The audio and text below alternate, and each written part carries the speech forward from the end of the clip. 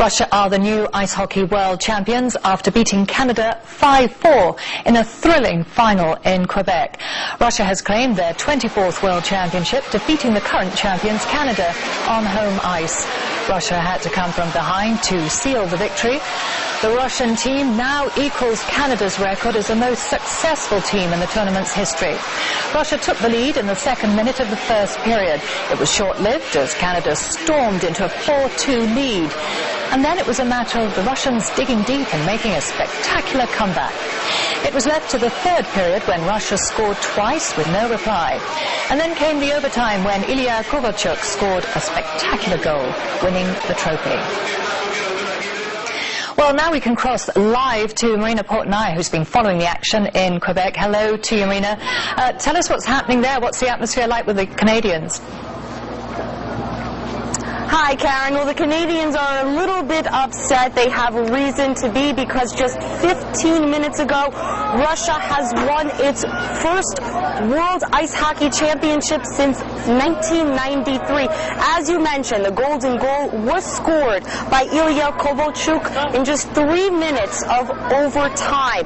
Now, the Russian fans are still inside the Coliseum, but I could tell you before this game began, their pride was shown throughout the parking lot as they stood there waving Russian flags, chanting "Россия, Россия." Now, about 15,000 people have showed up to take part in this historic sports event. Among the thousands of Russian fans, many have traveled to Quebec City from Moscow.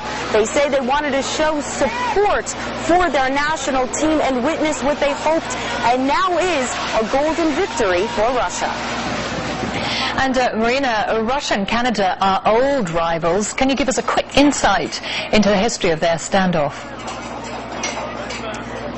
The countries have been old rivals for decades. They've both been credited, Canada and Russia, for having the best ice hockey teams in the world. Now, despite their rivalry, they also do share admiration for one another. Canada and Russia have both played each other several times in the Olympics, both sharing their own glory moments over the years. Now, Canada was hoping to nab its 25th title today and become the first team to win on home turf since the Soviet Union won on its own home turf 22 years ago. That's something that did not happen. Russia remains the World Ice Hockey champions, and we can expect celebrations to go on for hours and hours and hours throughout the day and even into tomorrow. Marina, thank you very much for that. That was our correspondent Marina Portnaya there in Quebec, who'd been following the game there. And to gauge the mood in the Russian capital, we can now cross live to Andrew Farmer, who's been watching the game in a sports bar in central Moscow. Hello to you, Andrew. It's been a hard-fought victory for the Russian side. What's the reaction of the fans there? Well, I've just left this bar behind me where hundreds of fans are celebrating. They're jubilant, and no doubt they will be celebrating long into the night. They went into this game thinking their team had every chance of regaining their world crown. And when Schumann got that first goal in the opening period, in the first minute, well, the roof was lifted off this bar behind me, the Metelitsa bar in central Moscow. The mood was very subdued, I have to say, going into the final period when they were 4-2 down. But those two goals that brought Russia back into it brought chants of "Россия, Россия" ringing out across the bar. And when Kovalchuk finally got that goal in overtime, well, I can hardly describe the scenes that I saw. Many people so happy that their team has eventually won something after 15 years, and many believe this could be a new dawn for Russian ice hockey.